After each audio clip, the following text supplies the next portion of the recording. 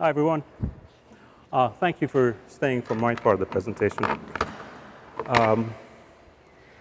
My name is Ashraf Shari. I've been with the wing for about 5 years.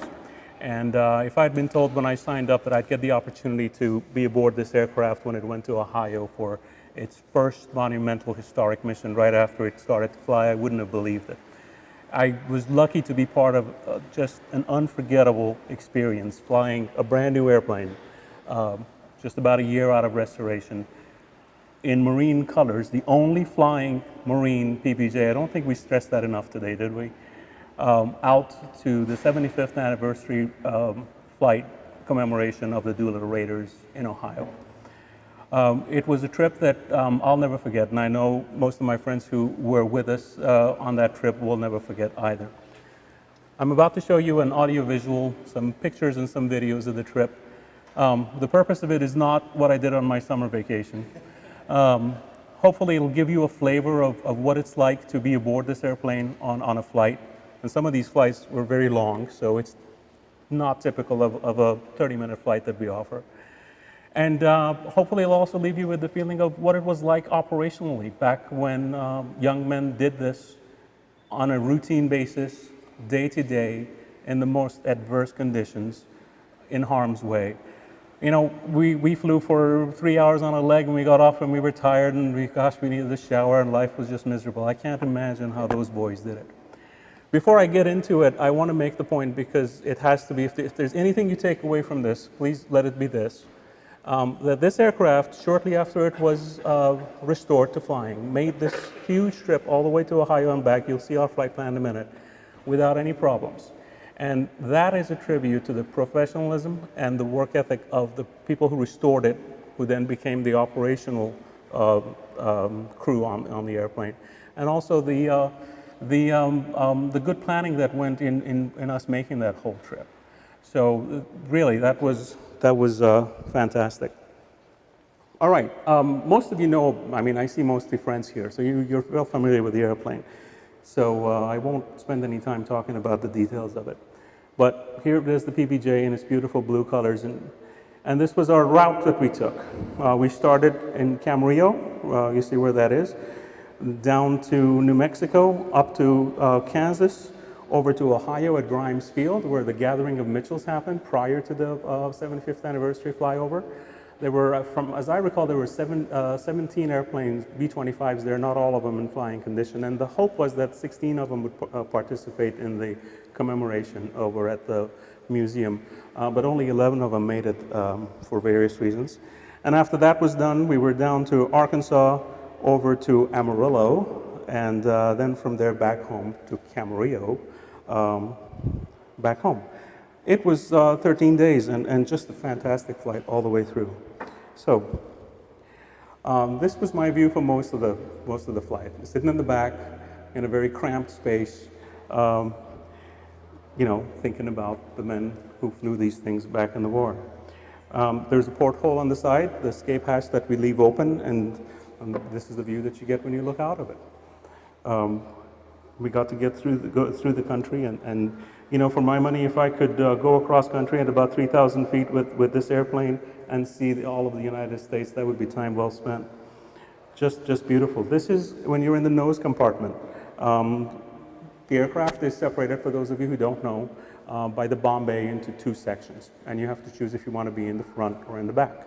You can't. There's a space about this wide over the top of the bomb bay. You could theoretically crawl over, but we don't do that.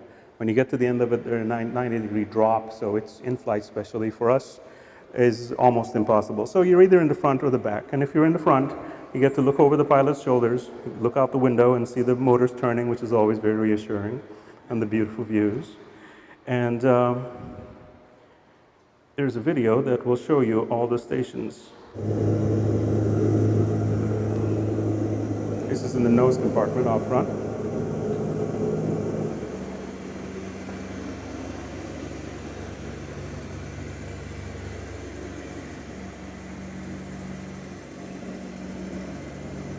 Rob mentioned how loud it is inside this airplane. This is the top turret.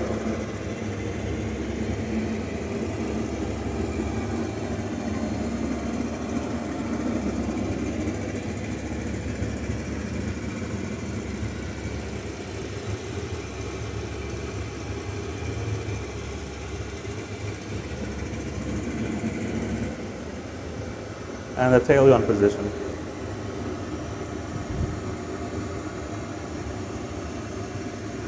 I'm going to pause it here before you see the next piece. There were a lot of moments, I lost count, how many moments in this whole journey that I would say to myself, well, this is the highlight of the trip. There's not going to be anything better than this. And the view that I got looking out the side window once, and you're about to see it, and I don't want to interrupt you watching it, was one of those moments. Everybody was kind of asleep, we were tired, and I was just standing there trying to stretch my legs and getting some fresh air looking out the side. And you guys have heard how when the sun is behind the airplane, it casts a shadow and you get a halo effect of a rainbow that's formed, some kind of lensing that happens. I'd never seen that. Well, I got to see that on this trip, which was great. But what made it even better was that it was falling on clouds. And then as these clouds fell away and rose up to us, that shadow would get bigger and smaller and sometimes disappear and come back. And once you've been mesmerized by that for a few minutes, you almost feel like you're not alone up there, that somebody's flying with you. And keep in mind, we're flying over to the commemoration of the Doolittle Raiders, and that is on our minds the entire way. So this was another highlight moment for me.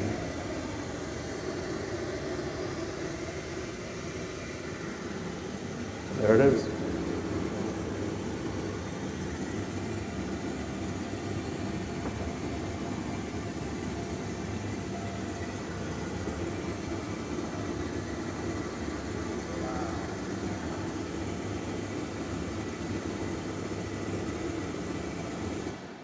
So you can barely make it up, but at some points the clouds are really gone. It's just a mist, and it's just a shadow. I mean, ooh, if you believe in ghosts, that's it right there.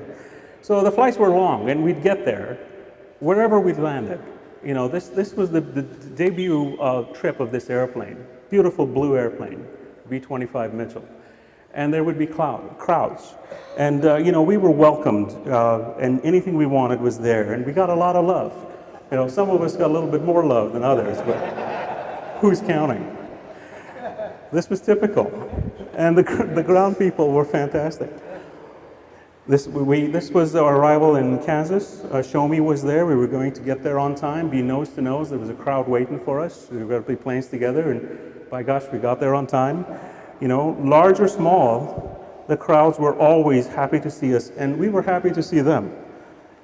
Really, that's why we were there, to show the plane off. If you were tired, if you felt sick, you forgot about that, because now you had people to talk to who wanted to hear about this airplane.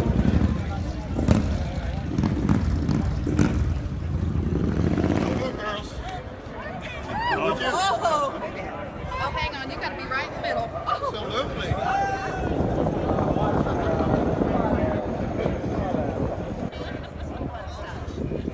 These are genuine Rosie the Riveters who worked on the assembly plants in Kansas, right? Back during the war, assembling these things. Is it possible one of those ladies laid hands on some part of this airplane? Well, maybe. It was a thrill to be there. As I said, they were happy to see us, and likewise. These are not in any particular order. I think this is Grimes Field where we were being towed in. Just another example of people going out of their way to get things done for us, towing things around. Can you say something about our flight? We had a wonderful flight from Olathe, Kansas. A little bit of weather this morning when we woke up, and it dissipated and we took off. Skirted some rain showers, just had a nice smooth flight, 600 some odd miles, all the way into Urbana. And a beautiful landing right behind another B-25. It's been an awesome trip. You know what, it's so great for us to be able to see the joy that are on these riders' faces.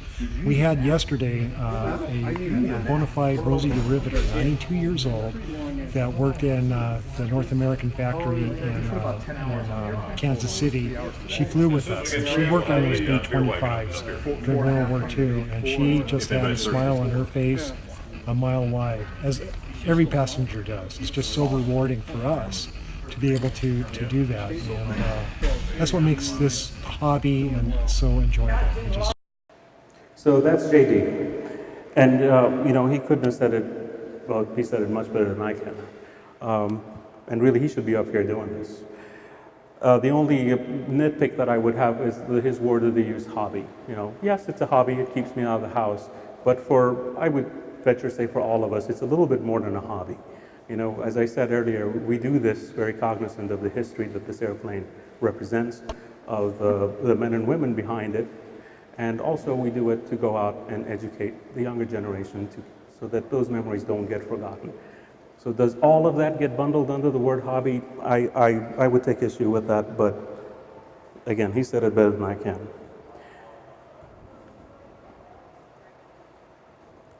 Yeah, tell me why you have that tattoo. My grandfather here. He's my hero, and how many hours did you log in your plane? 1,000. 1,000 hours. On a B-25. B-25. What was your position, sir? Flight engineer. Smartest one. It's the first time I rode in the back. And I got this because I wanted a daily reminder that people as strong as my grandparents have survived through so much worse than I've ever been able to. And this is exactly why we do what we do. So that's why I put her up, because of what she said. I mean, that hits it right on the nail on the head for us. That's why we do it. That's why we do it. By the way, that B-25 tattoo, there was a lady on the ramp here a while back that had one. And when we saw her, you thought, wow, a girl with a nice B-25 tattoo. When am I ever going to see that again? There's another one.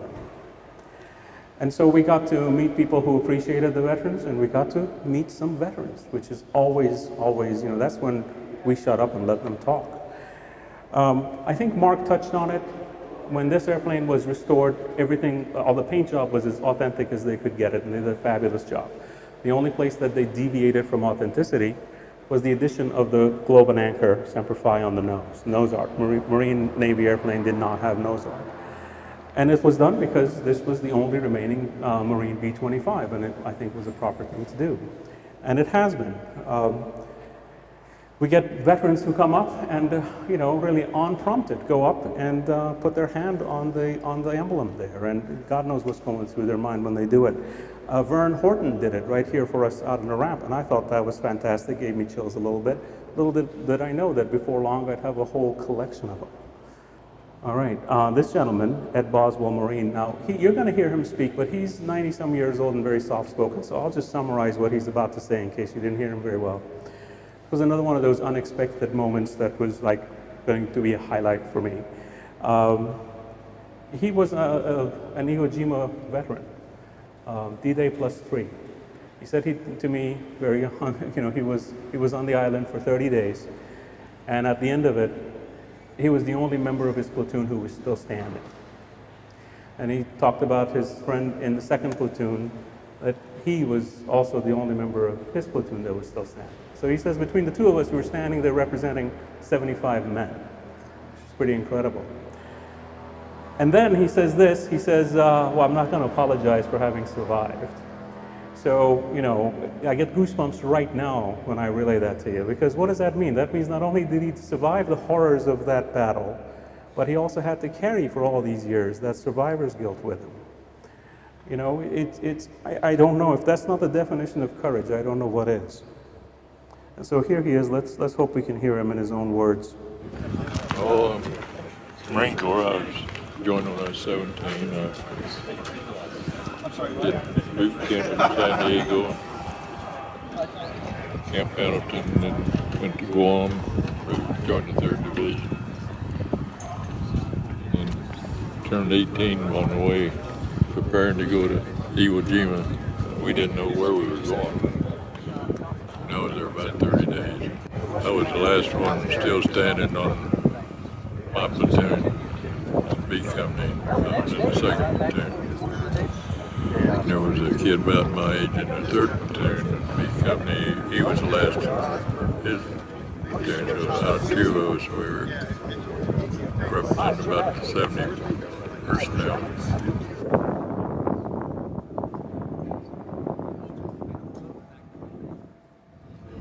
I don't apologize for staying alive, but I figured I was better to the country alive than dead. Yeah, so what do you say to this gentleman when afterwards? I was at a loss for words. You know, thank you for your service gets thrown around so often these days that it's almost become hollow. So all we could do was just shake his hand and say it's an honor to meet you and truly mean that. You know, then I kind of brought him in for a bro hug, and he's not from the hugging generation, so it didn't end very well. We didn't like it. Here's another veteran we met. He was in the nose, but he'll talk about a little bit of his experiences. Didn't have all this stuff. I didn't know anything about this. The Norton bobsled? Huh? The Norton bobsled? We didn't have a Norton bobsled. We had a site that only had string on it that we could, you know, like an angle. Uh-huh. And that's all we used. That's what you did. I had a machine gun though. And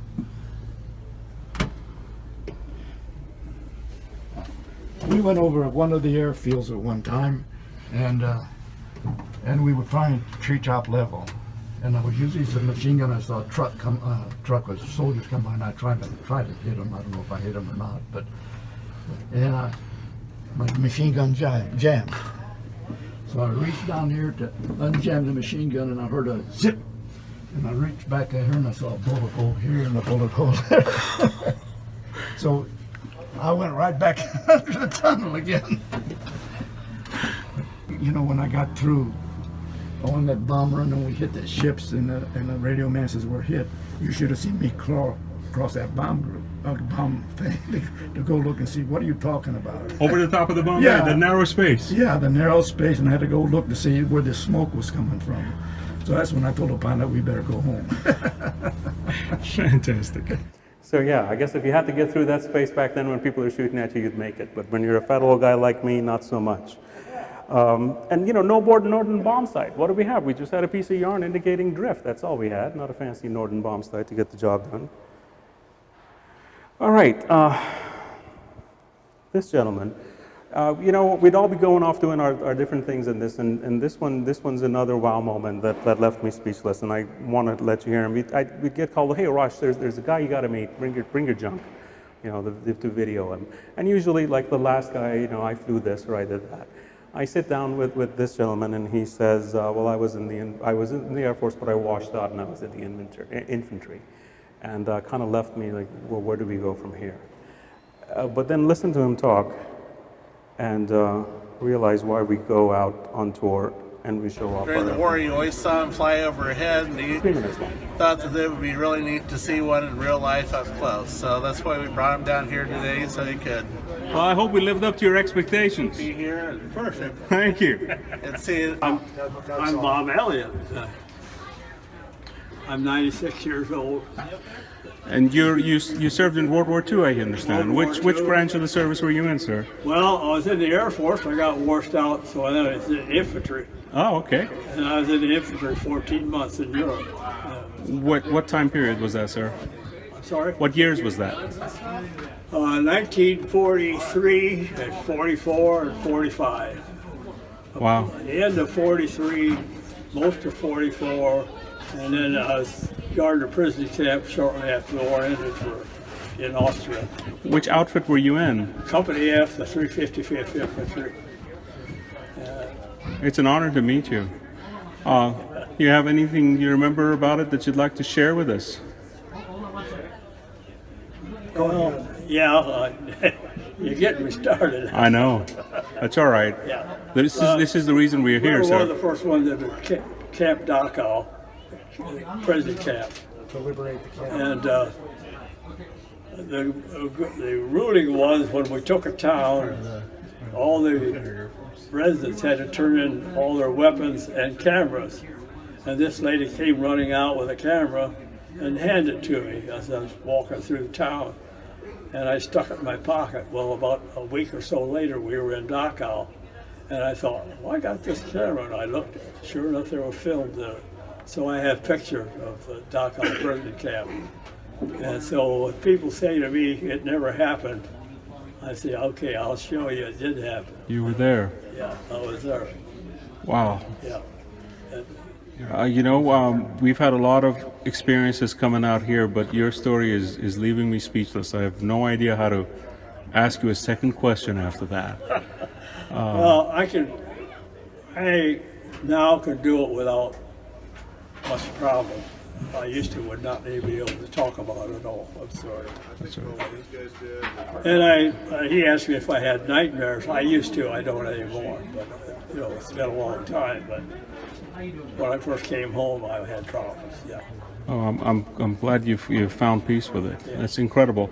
Folks like me, we can't possibly imagine what that must have been like. Well, you talk to people about it, and people right there 2 miles away said it never happened. Well, you can smell it almost 2 miles away. The wind was just right. I mean, the odor was terrific. Yeah. So we were out showing off our brand new airplane, barnstorming, selling T-shirts, and we lose sight of the fact of that one. Then when you meet somebody who says, "Yeah, my outfit was out there one of the first groups to liberate Dachau, and I can't get the smell of it out of my nose for all these years," it kind of knocks you on your heels a little bit. But that's why we do this, really. So is it a hobby? I think it's a little bit more than that. But now to lighten the mood a little bit, all these videos are on our webpage and on our YouTube channel, and these are excerpts, so they're longer than this, and I encourage you all to go look at them and listen to them because he talks more.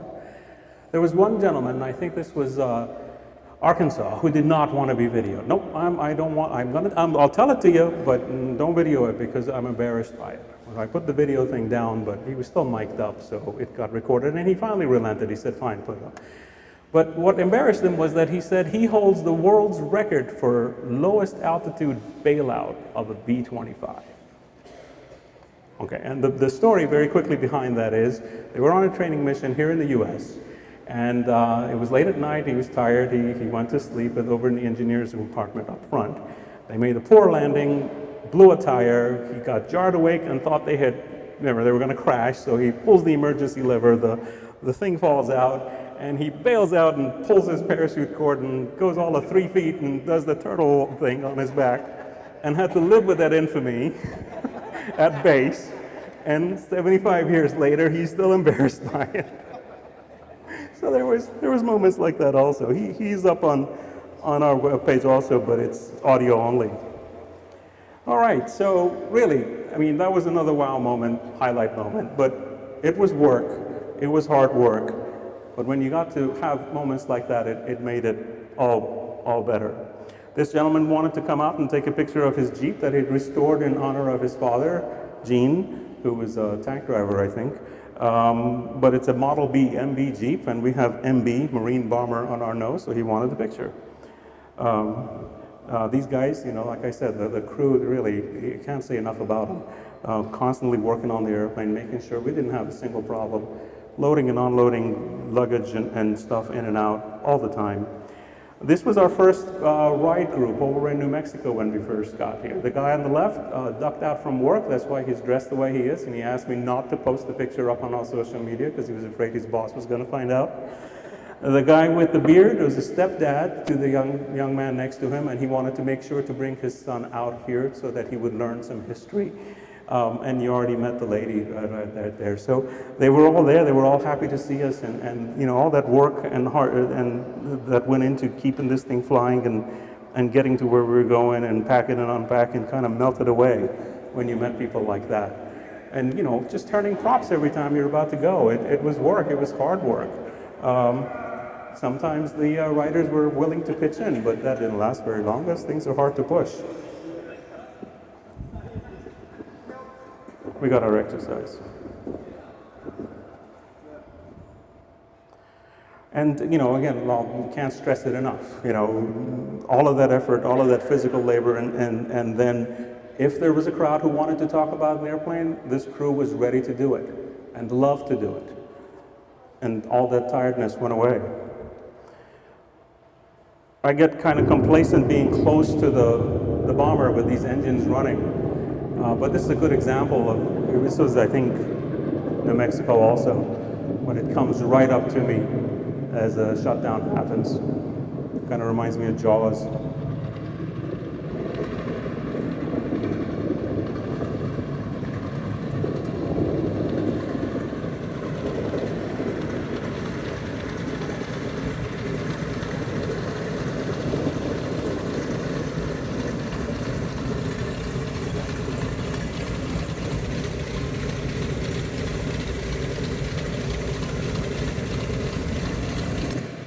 So, being that close to those engines running, you really get to feel it. It's a visceral thing, But when you're inside the thing and it's shaking you also, as well as assaulting your ears, and then you smell all the fumes and they don't taste very good. And then you realize, if I move my head a little bit this way, I get fresh air. But if I go this way, now it's foul air. You come to believe that it's alive. It's got a personality all its own. This is, I think this is Grimes Field. What a unique vantage point. This is a GoPro mounted on the top vertical stabilizer.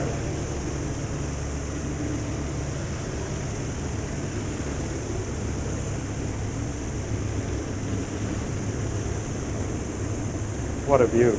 Wish we could sell that seat.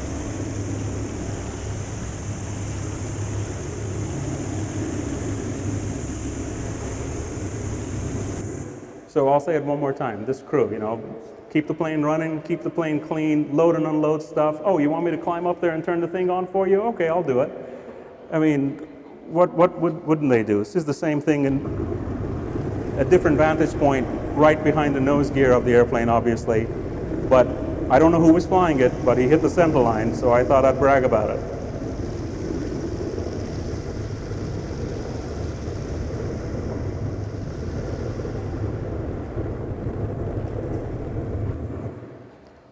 Professionalism throughout. And of course, getting away from home, one of the nice things what we saw different weather. I love that we got rained on. I wish the covers hadn't been on. It was just nice to have something different. The crew changed as people had to leave us to attend to family needs or work. So every chance we got to take a group picture in front of the plane, we did it. And some of the local crew who were always ready and willing to help us. And the news would come out. I wish they'd come out more often, so I'll say it one more time. Clean the plane, keep it running, talk to the public, accommodate the guy with the camera. And oh yeah, and I gotta go and be in front of the camera to talk to the news people. They did it. And believe me, none of these guys like to be in front of the camera. But they did it, and we wish we'd have more news coverage because we wanted to get the word out. This was Amarillo. And now we're getting near the end. So this is our arrival at Grimes Field over in Ohio, where all the B-25s had gathered, the gathering of Mitchells. And there we sold rides. We had lots and lots and lots of people show up to see all the different B-25s. And when we weren't busy, you got to go around and look at all the different airplanes and take pictures. And it almost felt like you were at an active air base, which I guess it was in some ways. But the way it was set up was that there were tables set up, one for each airplane that was given rides in kind of a round robin. And as the crowds would come, and one table got filled up with riders, and you'd go fly, and the next group would go to the next plane, and then they'd go around. We were number one. We were the first guys to go. Did it make a difference? Not really. And we got lucky because we were the first one. They started in this direction. They could have very well started in that direction. We would have been the last guy. But this was the first group of riders we gave a ride to over there in Grimes. And when we got there in Ohio, they're just dandelions, but it was a sea of green with wildflowers. It was just beautiful. It was so nice to be there. Here's a video of the PBJ taking off past all these dandelions.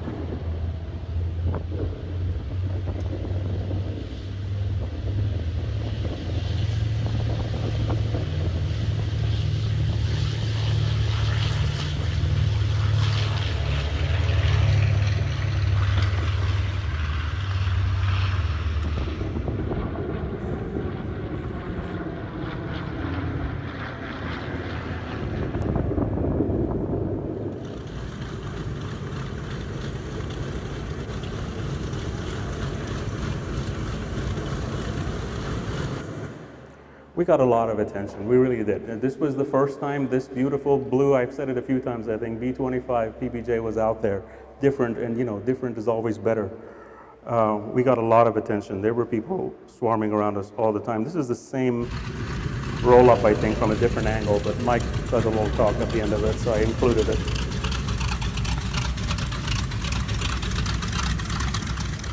Wonderful flight. It was great to be the first aircraft over the Air Force Museum this morning. It's a beautiful morning, and we're proud to honor all those who have served the military, the men and women from World War II, and us. It's a special day for us. How was it? It was wonderful. Was it? It was great. It was experience history. It was experiencing history. You know, I learned a lot from our visitors also. Different B-25s that were there, and a Mustang giving ride. It almost felt like you were at an active airdrome, airbase.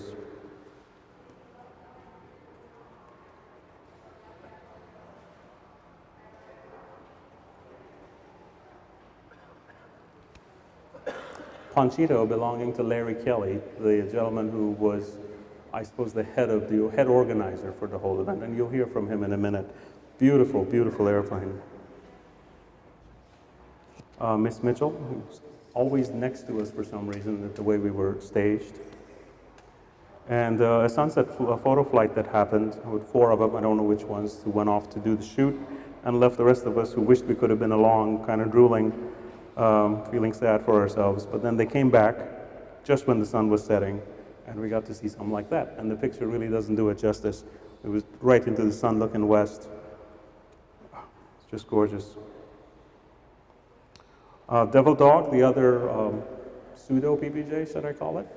But that crew was fantastic to us, helping us along. Some video that I got of our plane were done out of this plane, and that was their crew being nice to us, which I really appreciated. And I just couldn't get enough of those dandelions. As we were leaving Grimes, the tractor was out mowing these things down, and I think I almost shed a tear. Here we are in line, flying over from Grimes over to Wright-Patterson. Very short flight. I don't think we broke 1,500 feet the whole way. And this is our arrival at Wright-Patterson.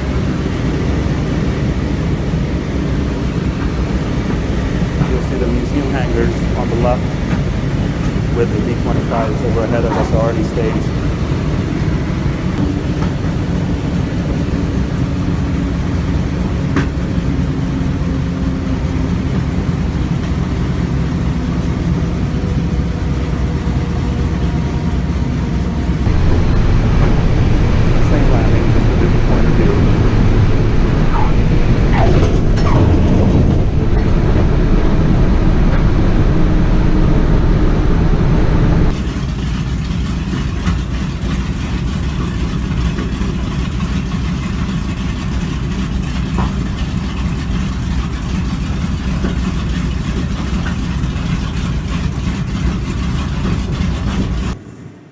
How cool is that? 11 flying B-25 Mitchells, 22 Wright double wasp engines.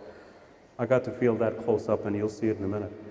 The museum hangars, and we were waiting to head on over to be staged for a photo opportunity, and this is us there. We were at the very end, the little blue nose there. There were 5 on one side, 5 B-25s on the other, with Panchito front and center. These are all the crews from all the airplanes that participated in a group photo, obviously. And Panchito up front, and the rest of us arranged next to him. Before the flight happened and the ceremonies happened, the planes, all of them were opened up for the public to come and visit. And as I said, we got more than our share of attention, even though we were at the end of the line. From little kids who'd love to be there and play gunner.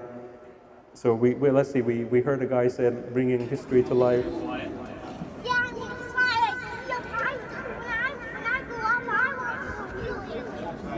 So it was all the way from that, bringing history to life to, I want to be a pilot when I grow up. We got to see it all and loved it. I think we broke a record on this one. This is a family of 5 that crammed into the nose. I don't think we'll ever repeat that. A lot of people coming to see us. General Goldfein, the Chief of Staff of the Air Force, came out to see us. And you know what? If you don't know any better and you ask the Chief of the Air Force to pay homage to the Marines, he'll do it. And you can see Rick over there smirking. I can't believe you asked him to do that. But he did it. He was a good sport. Out of order again. This is the after the flight had happened, where we got awarded the plaque for having participated, and the genuine article is right over there, and a bottle of Hennessy engraved with the 75th anniversary of the Doolittle Raiders on it. This is the man of the hour himself, Dick Cole, who was 101 then, and if my math is right, he's 102 now, and in about 6 days he'll be 103. So his birthday is coming up. He came out on Easter Sunday, unfortunately, which meant some of our crew was not there to greet him. But as you can see on his face, energetic, accommodating, sharp, happy to be there, greeting everybody with a warm smile and a handshake. And whatever you wanted of him, if he could do it, if his minders would allow him to do it, he would do it. Just a wonderful individual. And if you go back and look at his picture of back when he was young, during the war, you know, when the raid actually happened, you'll see how he made it to be almost 103. He was a tough hombre. All the goblets, 80 of them, representing the 80 crewmen who participated in the raid, and as they passed, they're inverted. There's 2 of them that are still the right way up. I don't imagine that was a mistake. One of them obviously is Dick Cole's, and I have to imagine the other one is going to be perpetually the right way up. I can't imagine that was an oversight. Okay, and this is preparations for the actual formation flight.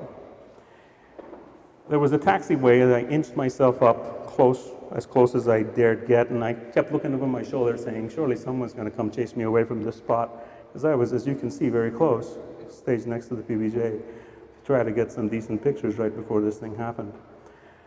This is the actual overflight. A little bit of a letdown, really, compared to everything else that I just tried to relay to you, but still a pretty awesome sight to see. This is a short video of the flight with the PBJ in the actual overflight. It's just 20 seconds. I think this is cell phone video out of Devil Dog.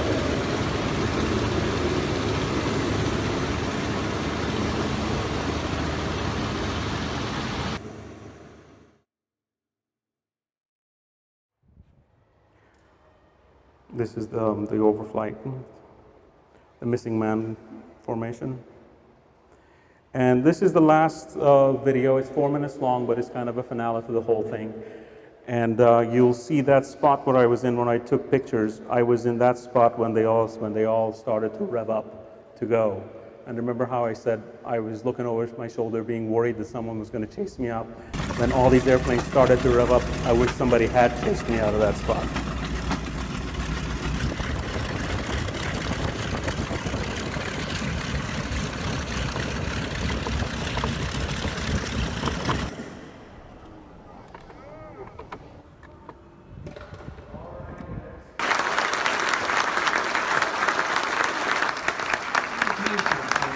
We put out a call to all the operators of B-25s around the country. You're looking at the people who stood up and said, put me in, coach. They didn't ask, is anybody paying me anything? These people you see here are paying out of their pockets and out of their organizations to be here. I have never been so proud to be associated with another group of people that have such a huge respect for the legacy. They're not here for any kind of personal glory. They're here only to help keep alive the story, keep alive the legacy of mission before self that was so true back with the Raiders. It's really heartwarming to know that this whole group that you just saw stand up share that same commitment to keeping alive the legacy, the history, and telling that story.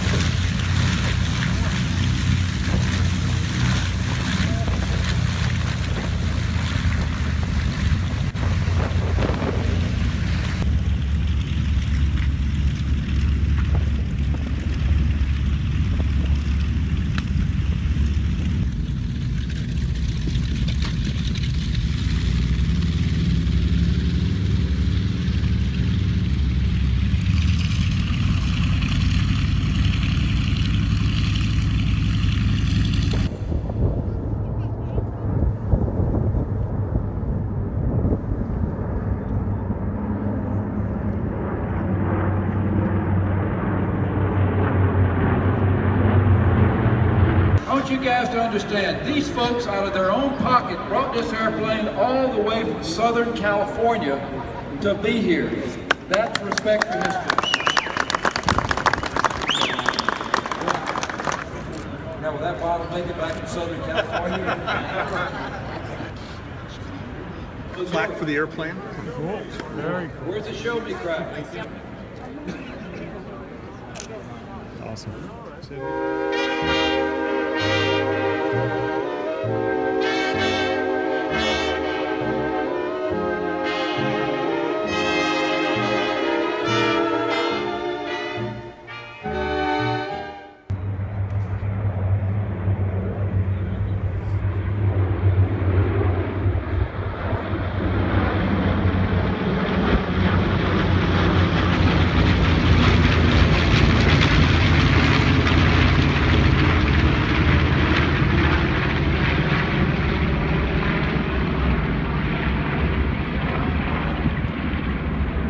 All right, that's it. Thank you for your attention.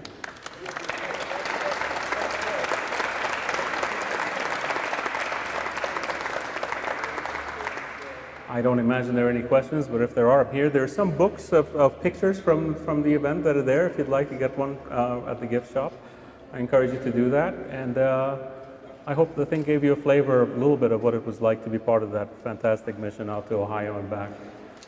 Thank you again. Good job. Good job.